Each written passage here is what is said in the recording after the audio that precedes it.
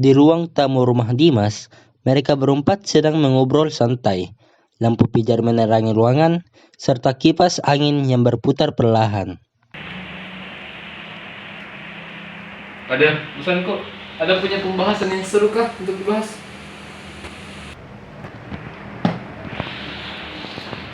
Barulah baca tentang teori relativitas khusus sama radiasi benda hitam. Relativitas, bukan itu yang bikin waktu jadi aneh kalau bergerak cepat, Ki? Iya, kalau kau dekati kecepatan cahaya, penyempurna akan menyusut dan waktu akan berjalan lebih lambat. Alah, teori terus. Ini kita di rumah, bagaimana cara yang dilakukan? Bagaimana kalau kita bayangkan, Ki? Hah? Masuk. Bayangkan kalau kita bergerak mendekati kecepatan cahaya, apa yang terjadi? Tiba-tiba, ruangan terasa aneh. Mereka merasa seperti meluncur dengan kecepatan tinggi. Nggak tahu panjang sobat.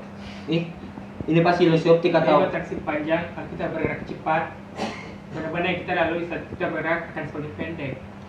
Tunggu dulu. Kenapa waktunya kayak berhenti itu? Jadi, Joko bilang ini dilatasi waktu. Tunggu dulu. Kalau waktu di sini berhenti, berarti waktu di luar semakin cepat. Ya, betul sekali. Kalau kita benar-benar bergerak dengan sesuai kecepatan cahaya, kita bisa kembali dan menemukan dunia jauh lebih berubah lebih maju dari sebelumnya. Hah? Berarti kayak mesin waktu ini, tapi tanpa mesin. Tiba-tiba, mereka melihat ke arah lampu pijar. Cahaya kuningnya mulai berubah menjadi warna biru. Loh, kenapa warna biru lampunya? Itu namanya efek Doppler relativistik, di mana ketika kita mendekat cahaya, maka panjang gelombangnya akan semakin pendek, makanya biru. Tunggu, berarti kalau semakin menjauh, Ki, ini lampunya berubah jadi warna merah. Itu yang bikin aneh, dan sekarang malah meredup lampunya dan nampak kemerahan. Ini radiasi benda hitam, di mana ketika suatu benda kehilangan energi, maka warnanya bergeser menjadi merah dan akhirnya hilang. Kau bilang bakal menghilang juga. Ada? Enggak ya, tapi memang caranya kembali ke normal. Perlahan, mereka mulai merasa normal kembali. Sofa kembali ke ukuran biasa, dan lampu kembali berwarna kuning, serta jam dinding berdetak seperti biasa. Hah? Kembali begini? Tunggu, jam di dinding beda beberapa detik dengan di HP-ku. Tunggu dulu. Jangan-jangan tadi kejadian betulan.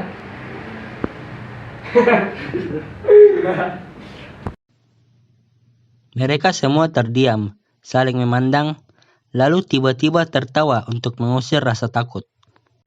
Berarti kita yang melakukan teori relativitas di orang tamu. Hah? Atau mungkin waktu di luar sudah berubah, tapi tidak kita sadari, Ki. Betul.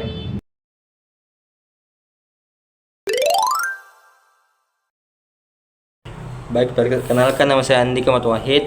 Relativitas waktu atau dilatasi waktu, menurut saya itu dalam fisika modern, waktu tidak bersifat mutlak seperti yang kita rasakan dalam kehidupan sehari-hari. Teori relativitas waktu menurut Einstein menunjukkan bahwa ketika kita bergerak cepat mendekati kecepatan cahaya, maka waktu akan berjalan lambat jika kita membandingkannya dengan orang yang berdiam di tempat. Dalam cerita, Satria dan teman-teman mengalami efek ini ketika mereka melihat jam dinding bergerak lebih lambat dibanding ponsel mereka. Lalu pada saat mereka kembali ke realitas, mereka menyadari bahwa jam dinding detiknya bergerak lebih lambat dibanding ponsel mereka. Dalam hal ini, mereka menyadari bahwa waktu bagi mereka bergerak lebih lambat dibanding dunia yang di luar. Perkenalkan, nama saya Muhammad Tarsil Rustan. Menurut relativitas khusus, jika sebuah objek bergerak dengan kecepatan yang sangat tinggi mendekati kecepatan cahaya, maka panjangnya dalam arah gerak akan tampak lebih pendek bagi pengamat yang diam. Ini dikenal sebagai kontraksi panjang, juga disebutkan dalam teori Lorentz. Di dalam cerita yang kami perankan, saya sebagai Arsil panik karena sofa tampak lebih panjang.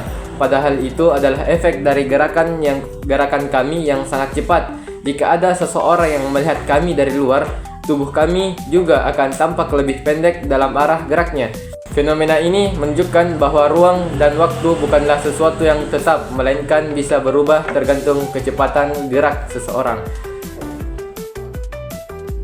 Assalamualaikum warahmatullahi wabarakatuh. Perkenalkan, nama saya Muhammad Al-Akbar dari kelas 12 Fisika 1. Ingin menjelaskan mengenai materi teori relativitas khusus dan penerapan konsep fisika modern. Pertama itu teori relativitas khusus, yang dimana kunci dari teori ini tuh yang pertama kontraksi panjang. Kontraksi panjang adalah yang dimana ketika suatu benda bergerak mendekati kecepatan cahaya, maka saat jalur yang dilewati oleh benda tersebut saat bergerak akan semakin pendek. Kemudian yang kedua yaitu dilatasi waktu, yang dimana dilatasi waktu adalah waktu berjalan lebih lambat ketika suatu benda mendekati kecepatan cahaya.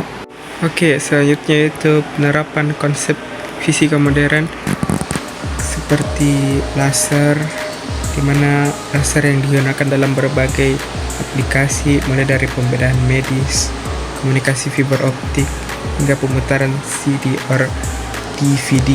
Kemudian yang kedua yaitu medis MRI, di mana medis seperti MRI, teknik pencitraan medis ini menggunakan prinsip mekanika kuantum untuk menghasilkan gambar detail dari organ dalam tubuh manusia. Assalamualaikum warahmatullahi wabarakatuh. Perkenalkan, nama saya Andi Satria Mahardika. Menurut pendapat saya, setiap benda yang memiliki suhu akan memancarkan radiasi elektromagnetik. Semakin panas satu benda, semakin pendek panjang gelombang cahayanya, membuatnya tampak lebih biru. Sebaliknya, ketika suhu menurun, panjang gelombangnya bertambah, membuatnya tampak lebih merah sebelum akhirnya meredup. Dalam cerita, lampu pijar yang awalnya kuning berubah menjadi merah dan mulai meredup, yang dijelaskan oleh ahli sebagai radiasi benda hitam. Ini menunjukkan bahwa energi lampu berkurang, sehingga warna cahayanya bergeser ke merah sebelum menghilang. Assalamualaikum warahmatullahi wabarakatuh. Saya selaku dari kelompok 1 sebagai sutradara dari film pendek yang berjudul Relativitas di Ruang Tamu, ingin menyampaikan sedikit kesimpulan dari cerita saya, yang dimana cerita ini mengajarkan kita bahwa realitas bukanlah sesuatu yang tetap dan absolut, melainkan bergantung pada perspektif dan keadaan pengamatnya.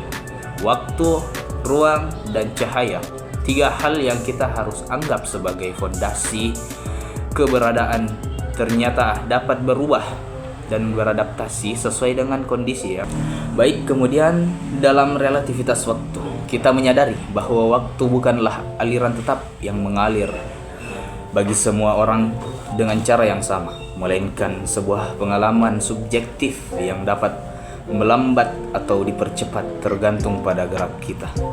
Ini menentang pemahaman klasik bahwa masa lalu, kini, dan masa depan adalah sesuatu yang universal dan mutlak.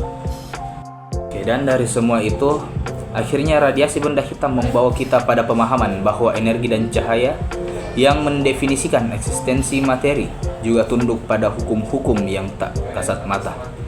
Keberadaan kita di alam semesta ini bukanlah sesuatu yang terpisah dari prinsip-prinsip fundamental itu, melainkan terjalin erat dalam hukum yang sama.